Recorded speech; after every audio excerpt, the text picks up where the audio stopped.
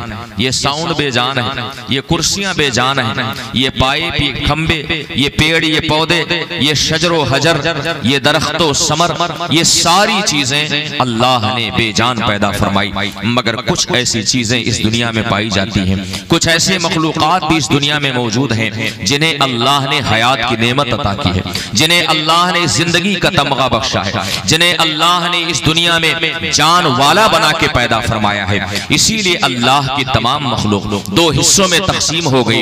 एक को हम जानदार कहते हैं, दूसरे को हम बेजान कहते हैं।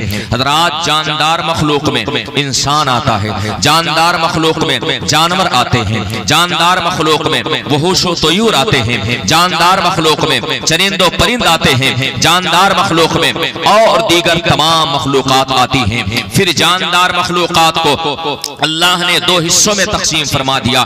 उनमें से एक को ज़विल उक़ूल कहा जाता है, दूसरे को गैर ज़विल उक़ूल कहा जाता है।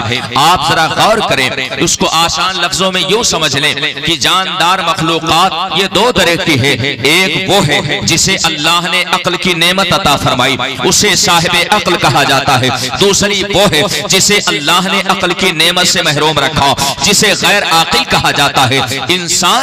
इंसान का शुमार अल्लाह ने आकिलीन में किया है, इंसान को अल्लाह ने ज़विल उक़ूल बनाया है।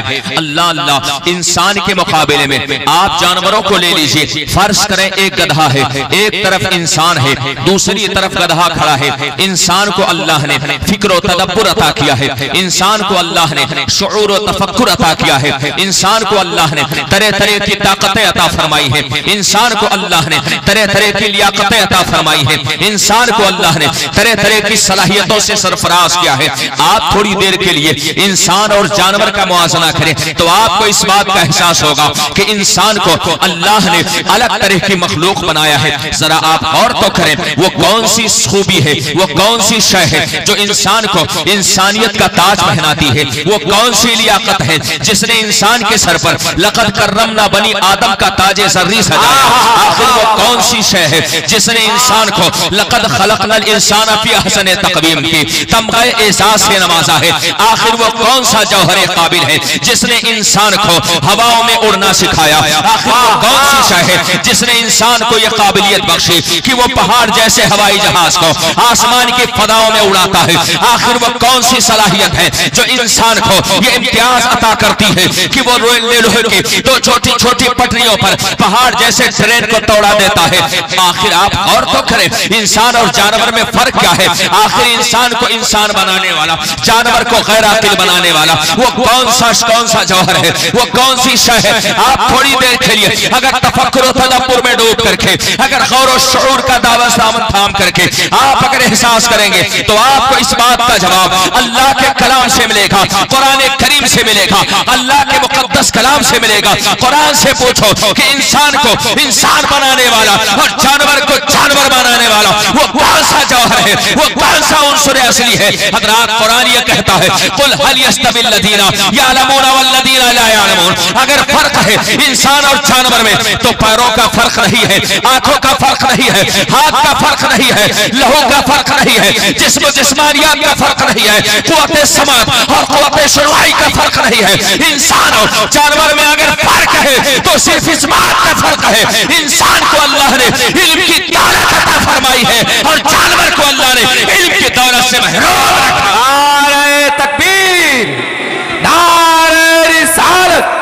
खतीब अहले सुन्नत मुफ्ती कमाल अहमद अलीमी साहब क़िबला, नारे तकबीर, नारे रिसालत। बात समझ में आ रही कि और हल्की? मैं हर लेवल पे तकरीर उतर के कर सकता हूं।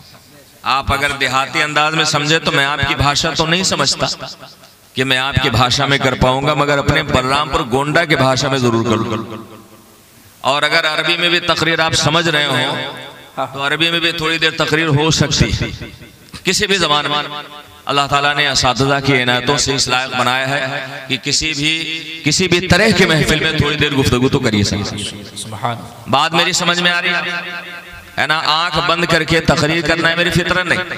वरना एक मौलाना साहब बेचारे आंख बंद करके तकरीर शुरू करते, जब तकरीर करते तो पूरा मजमा कुर्सियों से भरा हुआ, कुर्सियों पे लोग बैठे, और जब आंख खुलती थी तो खाली कुर्सियां सामने बचती।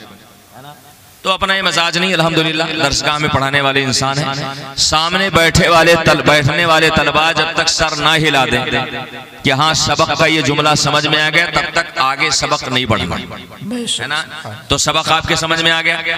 क्या सबक मैंने आपको, कि इंसान और जानवर में जो फर्क है वो किसका, इल्म का फर्क है ना। एक इंसान समझ जाए यहाँ मेरा आना अल्लाह ताला समझे वसूल हो गया, मेरी मेहनत वसूल हो गई, सिर्फ एक इंसान समझ जाए। अभी ईशा की नमाज पढ़ने में इसीलिए मस्जिद में गया था, मैं ये देखने गया था कि इतने बड़े जलसा कराने वाले नमाजी कितने है ना।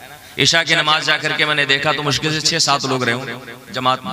ये अफसोसनाक है, लाखों रुपए खर्च करके आप इतना शानदार जलसा कर लेते हो, तो क्या वजू बना के आप नमाज पढ़ने अल्लाह के घर में नहीं जा सकते, है ना। ये शर्मनाक पहलू, इस पर हमें गौर करना चाहिए। याद रखें, अल्लाह सबसे पहले हमसे जलसे के बारे में नहीं पूछे। खबर में जलसे के बारे में सवाल होगा, 3 सवाल होंगे कि चौथा सवाल होगा कि जलसा कितना बड़ा करा, 3 सवाल होगा। मैदाने महशर में सबसे पहला सवाल कौन सा, रोजे महशर की जां गुदास अव्वली पुरसिशे नमाज। अब गाड़ी फंसेगी तो हम नहीं बोलेंगे, है ना। अब यहाँ गाड़ी फंस रही, बहुत सारे लोग बेचारे इसीलिए उठ के भाग गए कि मौलाना साहब लग रहा है बहुत गुस्से में बैठे। ऐसा कुछ भी नहीं है, ये सब रोजाना का मामूल बन गया है। अल्लाह ताला हम सबको समझ आता है, बस इतनी से दुआ करें। इंसान और जानवर में अगर कोई चीज फर्क करती है तो वो इल्म है। इसीलिए अल्लाह ने कारून को इतना बड़ा खजाना दिया, मगर ये कहीं नहीं फरमाया कि हमने कारून को खैर कसीर दिया, है ना। खैर कसीर का मतलब बहुत बड़ी भलाई, बहुत बड़ी भलाई। अल्लाह ने कारून को इतना बड़ा खजाना दिया कि उसके खजाने की चाबियां 40 जानवरों पे लादी जा रही। जब चाबियां इतनी ढेर थी तो खजाना कितना ढेर है ना। मगर अल्लाह ने नहीं फरमाया कि हमने कारून को खैर कसीर दिया। अल्लाह ने शद्दाद को इतनी दौलत दी कि उसने अपनी दौलत के नशे में दुनिया ही में जन्नत की तामीर कर दी। मगर अल्लाह ने नहीं फरमाया कि हमने शद्दाद को खैर फरमाया। कहीं कुरान में, कहीं हदीस में है। अल्लाह ने फिरऔन को सारी दुनिया की बादशाहत अता की और इतना ज्यादा अल्लाह ने उसे पावर दिया कि उसने दावा कर दिया अना रब्बुकुमुल आला, ए इंसानों में तुम्हारा परवरदिगार। इतना ज्यादा अल्लाह ने अता किया। मगर कुरान में कहीं नहीं फिरऔन के हवाले में जिक्र है कि हमने फिरऔन को खैर कसीर अता की। कहीं जिक्र है? अरे बोलो यार, वरना भी बैठे बैठे सो जाओगे, है ना। अगर बोलोगे नहीं तो फिर हम ही बोलेंगे, आप अभी सो जाओगे। अल्लाह जल्ला शानो ने दुनिया के हुक्मरानों को बेपनाह दौलतों से सरफराज किया। हजरत सुलेमान अलैहिस्सलाम को अल्लाह ने पूरी दुनिया की बादशाहत अता की। हजरत जुल्करनैन को अल्लाह ने पूरी दुनिया पर हुकूमत का शरफ बख्शा। मगर कुरान में कहीं नहीं कहा गया कि हमने दुनिया के हुक्मरानों और बादशाहों को खैर कसीर अता किया। याद रखें मुसलमानों, किसी को अल्लाह अगर जमीन दे दे तो खैर कसीर नहीं है। किसी को अल्लाह माल दौलत दे दे तो वो खैर कसीर नहीं है। किसी को अल्लाह लग्जरी गाड़ियां दे दे तो वो खैर कसीर नहीं है। किसी को अल्लाह ताला अगर खूबसूरत महल्लात दे दे तो वो खैर कसीर नहीं है। किसी को अगर अल्लाह जल्ला शान हो खूबसूरत और फलों से लदे हुए बागात दे दे तो वो खैर कसीर नहीं है। मगर कुरान अजीम का लहजा मुलाहजा करें, कुरान अजीम का तेवर मुलाहजा करें। कुरान ने ये नहीं कहा हमने जिसको दौलत दिया खैर कसीर दिया, हमने जिसको जमीन दिया खैर कसीर दिया, हमने जिसको माल दिया खैर कसीर दिया, हमने जिसका बैंक बैलेंस दिया मजबूत किया उसे खैर कसीर दिया, हमने जिसको बादशाहत अता की उसे खैर कसीर अता किया, हमने जिसको हुकूमत अता की उसे खैर कसीर अता किया, हमने जिसको तख्तो ताज दिया उसे खैर कसीर अता किया। मेरा कुरान फरमाता है, मेरा कुरान फरमाता है वमन युतल हिकमता फक़द ऊतिया खैरन कसीरा। सुनो ए अल्लाह के नेक बंदो, अल्लाह ने जिसे दौलत दी, अल्लाह ने जिसे हुकूमत दी, अल्लाह ने जिसे सल्तनत दी, अल्लाह ने जिसे तख्तो ताज दिया, अल्लाह ने जिसे बादशाह का तमगा दिया, उसे खैर कसीर नहीं दिया। अल्लाह ने जिसे इल्म अता किया है, समझो अल्लाह ने उसे खैर कसीर। नारे तकबीर, नारे रिसालत, इल्म दीने मुस्तफा, मजहब इस्लाम, नारे तकबीर, नारे रिसालत। वाह वाह वाह। आज दुनिया का वसूल है ना, दुनिया का वसूल है, दुनिया जिसका खाती है उसका गाती है। इलेक्शन का जमाना करीब है, बेचारे कटिंग चाय पे अपना ईमान बेचते है ना। एक प्लेट बिरयानी पे बेचारे पार्टी बदल दे बेशक। आजकल तो आधा पौवा भी चलता है कि नहीं चलता, बड़ा जोर से चलता।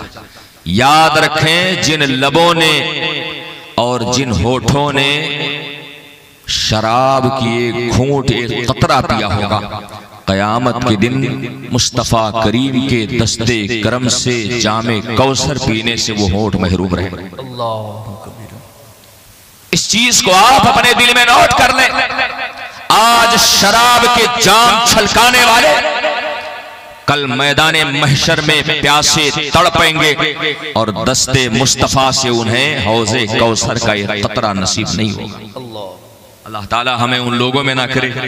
आमीन। हम वजू का पानी पिए यार, ये हमारे लिए काफी। हमारे लिए अल्लाह ने आबे ज़मज़म बनाया है, हमारे लिए अल्लाह ने किचौछा शरीफ में नीर शरीफ रखा है। नीर शरीफ की शान ये है कि उसे पीने वाला जिस्मानी बीमारी से भी निजात पाता है और रूहानी बीमारी से शिफा मिल जाएगा। शराब पीने वाला कभी फायदा नहीं पा सकता शराब से। शराब पी के टुन्नों के घर पहुंचता, अपने अम्मा अब्बा को भी गाली दे। ये फायदा है शराब पीने का? नहीं। अल्लाह के नेक बंदो, पीना है तो आप एक ज़मज़म पियो, पीना है तो नीर शरीफ पियो, पीना है तो बुजुर्गों के बारगाह की शिफा का पानी पियो, और अगर पीना है तो कल मैदाने महशर में दस्ते मुस्तफा से जामे कौसर का छलकता हुआ जाम पी लेना। एक बार पी लोगे दोबारा पीने की जरूरत नहीं रहेगी इंशाअल्लाह ताला। एक बार पी लोगे दोबारा पीने की जरूरत नहीं रह जाएगी, इसलिए कि दस्ते मुस्तफा की शान हाथ जिस समत उठा गनी कर दिया, हाथ जिस समत उठा गनी कर दिया, मौजे बहरे समाहत पे लाखों सलाम। आका ने जिसे एक बार पिला दिया वो हमेशा के लिए पीने से बेनियास हो जाता। अर्ज कर रहा हूं, दुनिया जिसका खाती है उसका गाती है ना। हम किसका खाते हैं? नबी का खाते हैं ना। सरकार मुफ्ती आजम हिंद ने फरमाया कि पीते हैं तेरे दर का, खाते हैं तेरे दर का, पानी है तेरा पानी, दाना है तेरा दाना। और मेरे इमाम ने फरमाया ला वरब्बिल अर्श, जिसको जो मिला। किससे मिला? नेताजी से। अरे यार, कौन देता है देने को मुंह चाहिए, कौन देता है देने को मुंह चाहिए, देने वाला है सच्चा हमारा नबी। और आला हजरत फरमाते हैं ला रब्बिल अर्श, जिसको जो मिला उनसे मिला। बढ़ती है कौनाइन में नेमत रसूलुल्लाह, सुभान अल्लाह। बढ़ती है कौनाइन में नेमत रसूलुल्लाह की। हजरात अर्ज ये कर रहा हूँ, दुनिया जिसका खाती है उसका गाती है। देने वाला खुदा है, बांटने वाले मुस्तफा है। मगर आपने कभी गौर किया कि हमारे दस्तरखान पे रोटी का जो टुकड़ा आता है, हमारे दस्तरखान पे जो खाना आता है, जो पानी आता है, हजरात देने वाला खुदा है, बांटने वाले मुस्तफा है। मगर हम जो खाते हैं या हम जो पीते हैं ये किसी और के सदक़े में नहीं, बल्कि ये हकीकत में उलमाए दीन के सदक़े में है, उलमा के इल्म की बरकत से है। अगर इस दुनिया में उलमा ना होते, अल्लाह हमें रोजियां ना देता, मालूम ये हुआ कि अल्लाह हमें जो रोजी देता है वो किसी और के सदक़े में नहीं, बल्कि उलमाए दीन के सदक़े में देता है। बेशक मुसलमान दुनिया की वो वाहिद कौम है, दवा जरा कड़वी है, आराम से खाना। मुसलमान दुनिया की वो वाहिद कौम है ना, जो अपने इमाम साहब का, अपने मौलवी साहब का, अपने आलिम साहब का पाजामा होटलों पे बैठ के नाप है ना। होता है कि नहीं होता? अरे होटल पे बैठ के उनका लड़का फटाके जिंसिया पहने, है ना, लड़का उनका फटही जींस पहने तो भी बहुत अच्छा, और इमाम साहब का पाजामा अगर टखने से नीचे हो गया ना तो होटल पे बैठ के मौलाना साहब देखो उनके पैजामा और टखने नीचे, उनकी नमाज कैसे? मुसलमान दुनिया की वाहिद कौम जो होटलों और चौराहों पे बैठ के अपने उलमा के दाढ़ी का कलर चेक करे कि मौलाना साहब मेहंदी लगाएं कि खिजाब लगाएं, है ना, यानी आप किसी भी हाल में हमको सुकून से नहीं रहने देते। हम अगर झोपड़ी मेरे तो मौलाना साहब बड़े गरीब हैं यार, बरकत नहीं हो रही, और अगर घर अच्छा बनाने तो कहते मौलाना साहब लग रहा है चंदा इस साल बहुत अच्छा है ना, होता कि नहीं होता? मौलाना साहब साइकिल से चले तो बड़े गरीब, मोटरसाइकिल खरीदे तो कहते हैं लग रहा है इस बार परसेंट ज्यादा मिल गया, कमीशन ज्यादा अच्छा मिला। अल्लाह के नेक बंदो, याद रखो दुनिया की कोई कौम नहीं है जो अपने रहनुमाओं की बुराई करे। आप कभी ईसाई को अपने रहनुमाओं की बुराई करते हुए देखें? नहीं, कोई नहीं है। ये सिर्फ मुसलमानों को, ये मुसलमानों के अंदर ये सिफत पाई जाती है कि वो अपने इमाम साहब की, अपने आलिम की, अपने असातिज़ा की, सब की बुराई करते हैं। और याद रखें जब आपने उलमा की कदर की थी तो अल्लाह ने आपको पूरी दुनिया की बादशाहत अता की थी। दश्तो दश्त है दरिया भी न छोड़े हमने, बहरे जुल्मात में दौड़ा दिए घोड़े हमने, दी अज़ाने कभी यूरोप के कलीसाओं में, कभी अफ्रीका के तपते हुए सहराओं में, और जब आपने उलमा को पीछे कर दिया, उलमा को बेकदर कर दिया तो अल्लाह ने आपके कदर को छीन लिया। आज मुसलमान दुनिया की पस्त कौम इसलिए है कि मुसलमान ने अपने रहनुमाओं की बुराई की। जब रहनुमाओं की बुराई की जाती है तो फिर कौम पीछे हो जाया करती है, कौम तनसुली का शिकार होती है, कौम पस्ती का शिकार होती है। अगर आप चाहते हैं कि एक बार अल्लाह आपको वक़ार अता करे तो उलमा को इज्जत देना सीखें। अल्लाह उलमा की इज्जत के सदक़े में आपको इज्जत और इफ्तिखार अता करे। बेशक एक बड़े इमाम हैं इमाम राजी रहमतुल्लाह, थोड़ी देर आप सुन लें, ज्यादा हम आपको उल्टी छुरी से नहीं हलाल करेंगे। हजरत इमाम राजी रहमतुल्लाह अलैह बड़े अजीम मुफस्सिर उलमा अच्छी तरह से जानते हैं। स्टेज पर हमारे बहुत सारे अलीमिया के फारगीन, बहुत सारे अशरफिया के फारगीन बैठे हुए हैं। इमाम राजी रहमतुल्लाह अलैह एक बार उनसे सवाल हुआ कि हुजूर ये बताइए कि हदीस शरीफ में कहा गया है कि समंदर की मछलियां भी उलमा के हक में दुआ करती हैं। समंदर की मछलियां भी उलमा के बारे में क्या करती हैं? दुआ करती है। इमाम राजी से पूछा कि हुजूर ये मछलियों की आखिर उलमा से कौन सी रिश्तेदारी है ना, बल्कि आलिम उलमा गोश्त मछली ज्यादा खाता है कि नहीं, तो आखिर इनको तो दुश्मनी होनी चाहिए, मछलियों को आखिर उलमा से मोहब्बत क्यों है? आप जरा गौर करें कि बेज़बान मछली भी उलमा के हक में दुआ करते हैं, और आप हैं कि अपने घरों में बैठ के उलमा को खूब सलवातें सुनाते हैं। हमें मछलियों से सबक लेना चाहिए। इमाम राजी से पूछा गया हुजूर ये मछलियां आखिर उलमा के हक में दुआ क्यों करती हैं? इमाम राजी फरमाते हैं तुम्हें पता नहीं, मछलियों की जिंदगी डिपेंड होती है पानी पर, है ना। अच्छा बताओ, मछली अगर पानी न रहे तो मछली जिंदा रहेगी? रहेगी नहीं ना। मछलियों की जिंदगी मुनहसिर है पानी पर, और पानी इस दुनिया में चाहे जमीन से निकले और चाहे आसमान से बरसे, इमाम राजी फरमाते हैं किसी और के सदक़े में नहीं बल्कि उलमाए दीन के सदक़े। हज़रात मालूम ये हुआ कि यहां सिर्फ मछलियों के जिंदगी का सवाल नहीं, हमारी जिंदगी भी अगर मुनहसिर है तो अरे हम ईंट पत्थर खा के जिंदा है, जाहिर सी बात है अनाज खा के जिंदा है ना। अनाज कहाँ पैदा होता है? अनाज खेत में पैदा होता है ना, और अगर पानी ना हो तो अनाज खेत में पैदा होगा। तो पता ये चला कि हम भी अगर जिंदा है तो पानी के, है ना, और पानी अगर इस जमीन से निकले आसमान से बरसे तो किसके सदक़े में? उलमाए दीन के सदक़े, है ना। आपको उलमा का एहसान मानना चाहिए कि उलमा की बरकतों से अल्लाह ताला हमारे घर में रोजियां अता करता है ना। हमें हमेशा इस बात का ख्याल रखना चाहिए। और एक बात मैं आपको बताऊं, जिसके दिल में उलमा से मोहब्बत होगी ना तो ये उलमा बेवफा नहीं होते। आलिम दीन कभी भी बेवफा नहीं होता। अरे यार, आप पैदा हुए थे तो सबसे पहले आपके कोरे कागज जैसे दिल पे अल्लाह के किबरियाई की जो पहली तहरीर लिखी थी वो किसी आलिम दीन ही नहीं लिखी। अरे कान में अजान किसी डॉक्टर से दिलवा रहे हो? कौन से इंजीनियर ने कान में अजान दिया था? किसी बैरिस्टर ने कान में अजान दिया था? नहीं, आपके कान में अजान देने वाला अगर कोई था तो वो आलिम दीन ही था, है ना। पैदा हुए तो सबसे पहले अल्लाह के तौहीद का नगमा किसी ने सुनाया था तो आलिम दीन ने सुनाया था। शहादत रिसालत का अगर किसी ने आपके कान में पैगाम घोला था तो आलिम दीन ने घोला था। बड़े हुए शादी की नौबत आई, आपके घर शादियाने बज रहे हैं, बारात की तैयारी हो रही है, सारा घर खुशियों से आपके डूबा हुआ है।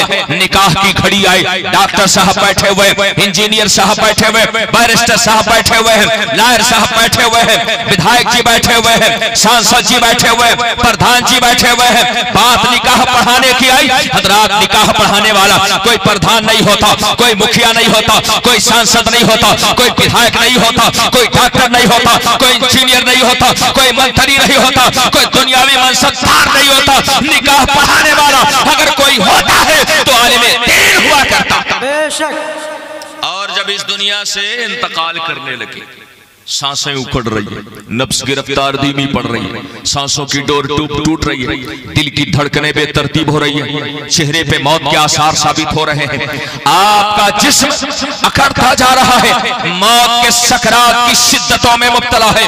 ऐसे में मुसलमानों, डॉक्टर आके अपनी दवाएं सुनाए, कोई फर्क नहीं पड़ता। कानून वाला आके अपने कानून के दफा सुनाए, कोई फर्क नहीं पड़ता। एक इंजीनियर आकर के अपने हाथों से बनाए हुए नक्शे दिखाए, कोई फर्क नहीं पड़ता है।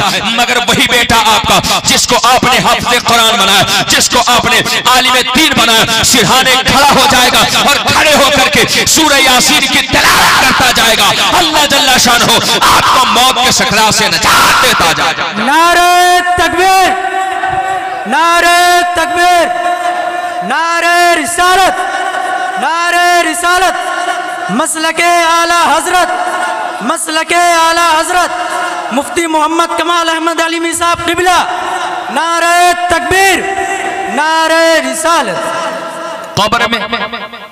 कब्र में आप पहुंच गए ना, अगर कब्र में आप आराम चाहते हैं तो मेरा एक मुफ्त का मशवरा आप दिल पे लिख लें। अल्लाह ने अगर 2 बेटे दिए हैं ना तो एक को कम से कम आलिम दीन जरूर बना देना।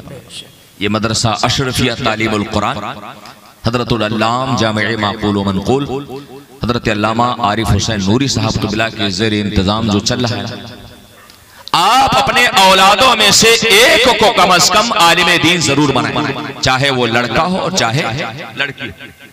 याद रखें मुसलमानों, डॉक्टर ये दुनिया में तो काम आएगा, इंजीनियर दुनिया में तो काम आएगा, बैरिस्टर दुनिया में तो काम आएगा, लॉ पढ़ने वाला दुनिया में तो काम आएगा। याद है कि एक बार वजू के पानी की जरूरत थी तो तुमने मुझे 1 लोटा कितना दिया था?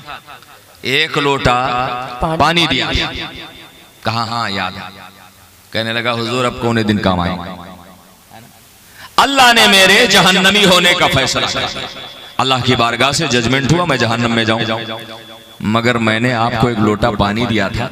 आपके सीने में अल्लाह ने जो इल्म का नूर दिया है ना, उसके वसीले से अल्लाह से दुआ कीजिए अल्लाह ताला मेरी मग़फ़िरत करे। सुभान अल्लाह। हज़रात, मैदान महशर में आलिम दीन ये नहीं कहेगा कि जा तू जहन्नम का रास्ता ले, मैं जन्नत में जा रहा हूं। रुक जाएगा और अल्लाह की बारगाह में हाथ उठाएगा। मौला मेरे सीने में तूने कुरान रखा, उस कुरान का वसीला। मौला मेरे सीने में तूने हदीस रखी, उस हदीस का वसीला। मौला मेरे सीने में तूने फिक़्ह व तफसीर का इल्म रखा है, उस इल्म का वास्ता। ए अल्लाह, मैं अकेले जन्नत में नहीं जाऊंगा, मुझे 1 लोटा पानी से ने दिया था, इल्म का एहतराम किया था। ए अल्लाह, मैं भी जन्नत में जाऊंगा, साथ में मेरा गुनहगार अकीदतमंद भी जन्नत में जाएगा। अल्लाह अकबर। तारीख बताती है, किताबें इस बात पर शाहिद है और तारीखी हक़ाइक़ इस बात पर गवाह है कि आलिम दीन जब गुनहगार के हक में दुआ करेगा, अल्लाह का दरियाए करम जोश में आएगा। रब इरशाद फरमाएगा, जा तेरे इल्म के बरकत से मैंने तुझे भी जन्नत अता किया और तेरी दुआ के सदक़े में मैंने इसे भी जन्नत में मकाम अता किया। सुभान अल्लाह। रात आलिम दीन ना तो इन्होंने आपको दुनिया में बेसहारा छोड़ा।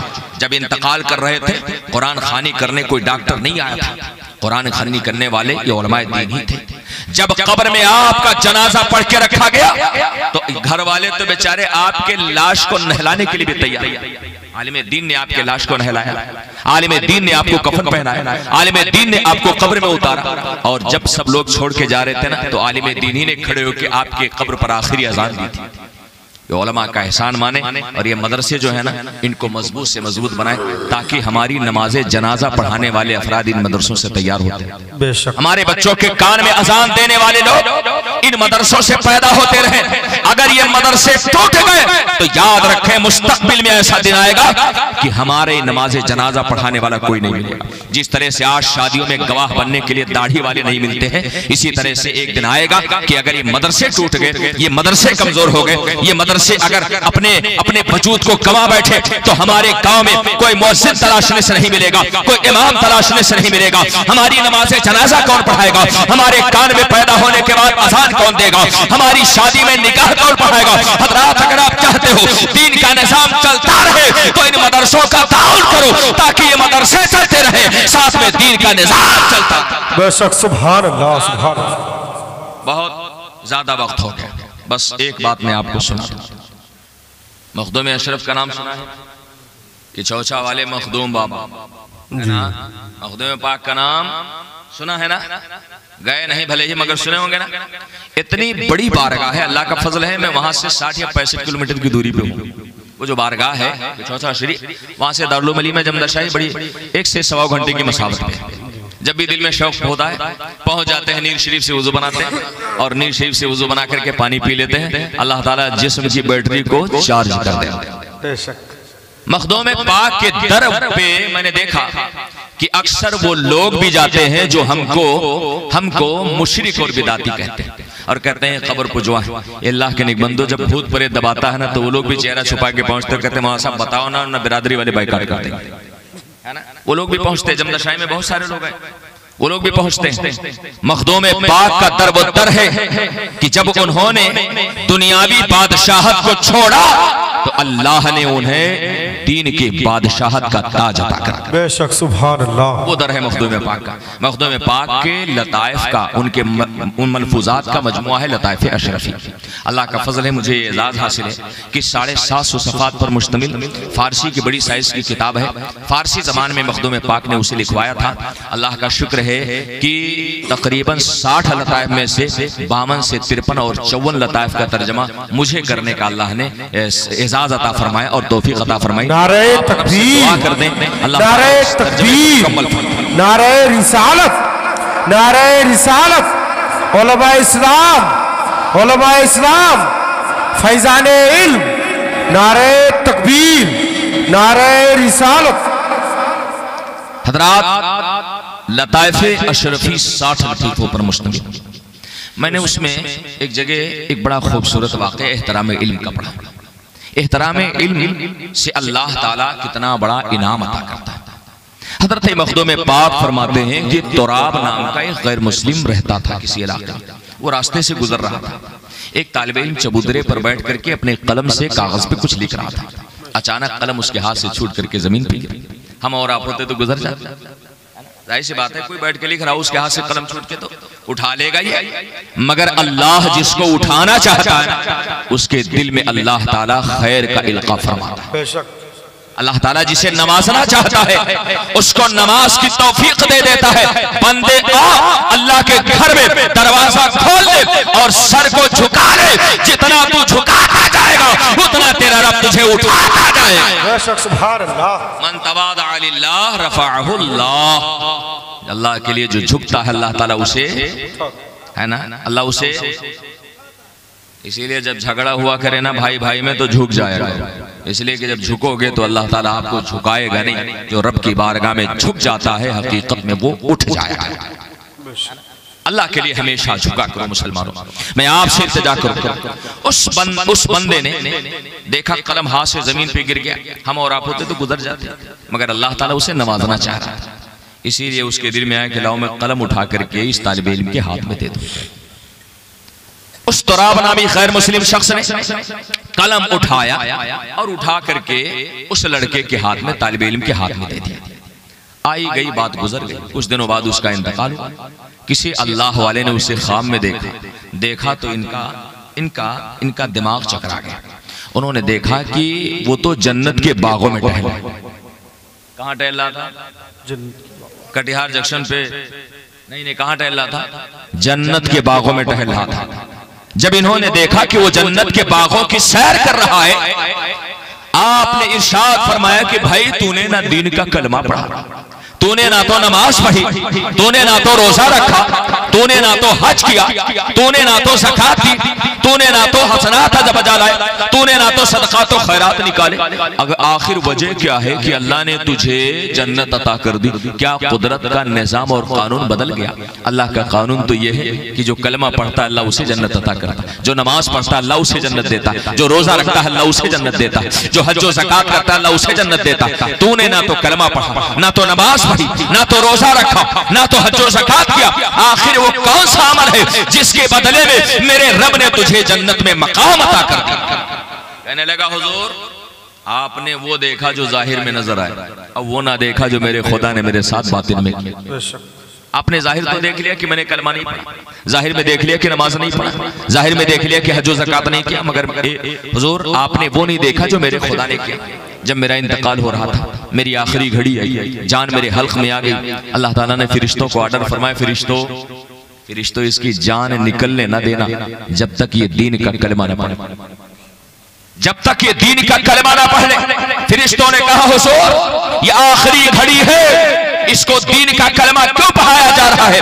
फरिश्तों ने अर्ज किया ए रब्बुल आलमीन दीन का कलमा क्यों पढ़ाया जा रहा है? अल्लाह इरशाद फरमाएगा कि इसने एक बार रास्ते से गुजरते हुए एक तालिब इल्म के हाथ से कलम छूट के गिरा था, इसने वो कलम उठा करके चूम करके और उस कलम को उस बच्चे के हाथ में दे दिया था, इसने मेरे इल्म का एहतराम किया था। मैं चाहता हूँ कि इसकी इज्जत और कद्र में इजाफा कर दो, दीन का इसे कलमा बना दो ताकि मरे तो ईमान पे मरे और चाहे तो जन्नत के बागात में जाए। सुभान अल्लाह। अल्लाह के नेक बंदो, एक कलम का एहतराम करने पर अल्लाह जल्ला शानहू ने इंसान को दीन का कलमा नसीब कर दिया। एक मामूली सा काम किया था, एक मामूली सा एक्शन था, वो कलम का छोटा सा एहतराम था, मगर मेरे रब को दीन का इल्म इतना प्यारा है कि जो एक कलम उठा के एक तालिब इल्म के हाथ में दे दे, अल्लाह ताला उसे कलमा नसीब कर देता है। हम तो अल्हम्दुलिल्लाह कलमा पढ़ने वाले मुसलमान हैं, हम तो नमाज पढ़ने वाले मुसलमान हैं, हम तो नबी को मानने वाले मुसलमान हैं, हम तो गौसो ख्वाजा के अकीदत का कलादार अपने गर्दे में रखते हैं। याद रखें मुसलमानों, इन उलमा की तौकीर करेंगे और हजरत नूरी जान साहब जैसे आलिम पामल की कदर करेंगे, अल्लाह ताला आपको मरने से पहले पहले आपको तौबा की तौफीक दे देगा। आप इस दुनिया से जाएंगे तो उलमा के एहतराम के सदक़े में ऐसे जाएंगे जैसे बच्चा अपने माँ के पेट से पैदा हुआ। उलमा का एहतराम करें। और ये जो तलबा चलते हैं ना, इनकी कदर किया करें। बच्चों को रास्ता चलते हुए कभी अपनी जेब से 10 रुपए निकाल के दे दिया करो, है ना? क्यों? इसलिए कि बच्चे ना मन के बड़े सच्चे होते हैं, 10 रुपया पाएंगे खुश होके कहीं अल्लाह से दुआ कर देंगे ना, बच्चों की दुआ अल्लाह कभी रद्द नहीं करता। बेशक मदरसे के तलबा की मदद करें। कपड़ा पहनाना हो तो आप मदरसे के बच्चों को पहनाएं। कव्वाली पार्टियों में ना जाने कितनी गड्डियां लुटा के आते। आज मैंने सुना कि इस इलाके में बड़ी शानदार कव्वाली है ना। अल्लाह ताला आप सबको समझ अता करे। मुस्लिम उम्मा तबाह होती जा रही है और आपको कव्वाली की सूझी। गजा के मुसलमान मारे जा रहे हैं, काटे जा रहे हैं, आपको कव्वाली की सूझी। ना जाने कितने बेघर मुसलमान इस वक्त बारिश और ठंडी में सड़कों पे सोने पे मजबूर हैं और आज लाखों रुपए कव्वाली पर लुटाए जा रहे। याद रखो मुसलमानों, तबाही जब आती है तो कभी पता के नहीं आती है। बगदाद में इसी तरह से सुना जा रहा था, लाहौर लईब का बाजार इसी तरह से गर्म किया जा रहा था, मगर जब हलाकू आया ना तो मुसलमानों के सरों को काट करके उसने मीनार बना दिया था और कहा था ये वो कौम है जिसने कुरान छोड़ करके लाहौर लईब इख्तियार किया, अल्लाह ने इसे तबाह बर्बाद कर दिया।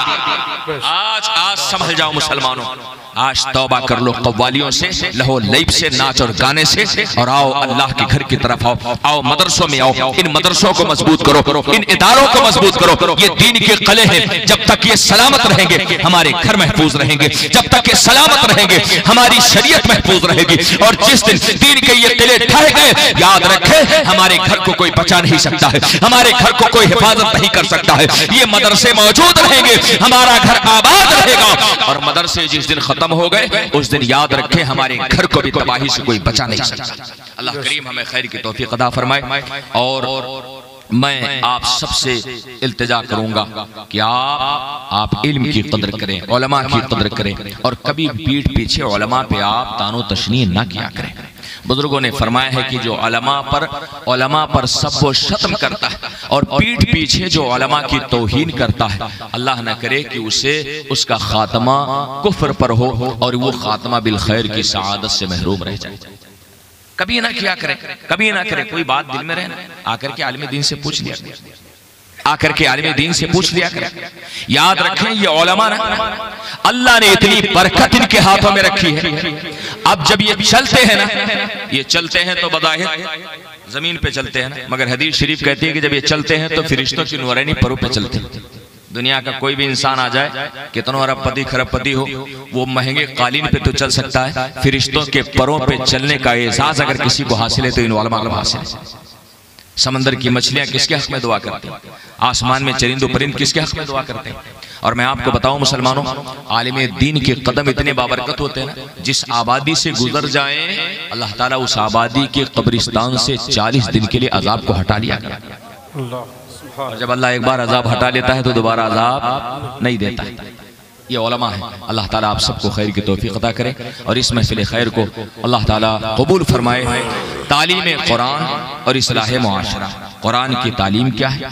कुरान की तालीम साफ है। नमाज पढ़ो, रोज़ा रखो, मस्जिदों को आबाद करो, मदरसों को तरक्की दो, उलमा का एहतराम करो, झूठ ना बोलो, गीबत ना करो, इंतशार और इफ्तराक की बातें ना करें, एक दूसरे से मिलजुल करके रहें। यही कुरान की तालीम है। शर्त यह है कि आप जो सुने उस पर अमल करने की कोशिश करें। अल्लाह ताला हमें अमल की तौफीक अता फरमाए। तेरी रहमतों पे मुनसिर मेरे हर अमल की कबूलियत, न मुझे सलीक़े बंदगी, न मुझे शऊर नमाज है। वमा तौफीक़ इल्ला बिल्लाह। अस्सलामु अलैकुम व रहमतुल्लाह।